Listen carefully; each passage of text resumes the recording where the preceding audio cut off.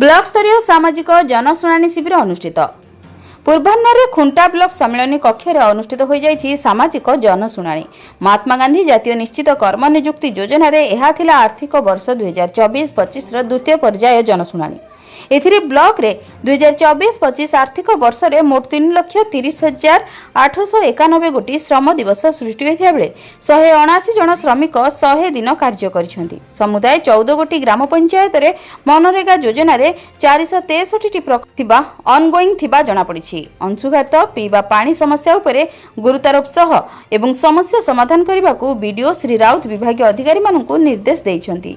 Block रो दुईटी पर्यटन स्थली टुंकी बुरु एवं ओरीकूल क्षुद्र जलसेचन प्रकल्पर विकास दिगरे अनुदान व्यय बराद करने नहीं गुरुत्वारोप करा जायछि। उक्त जनशुणाणी शिविर रे नोडाल ऑफिसर भावे श्री शांतनु कुमार नायक जोग दैथिया बेले जिला सामाजिक समीक्षक Shri Pradeep Chakravarty, Khunta block BDO Shri Satyajit Rout, block अध्यक्ष Shri Sudhanya Nayak, assistant engineer Priyanka Tripathy, block उपाध्यक्ष श्रीमती जबा किस्कू, एपीओ विभागीय अधिकारी एवं जेडपी श्रीमती सुनीति मारांडी प्रमुख जोग देथिले।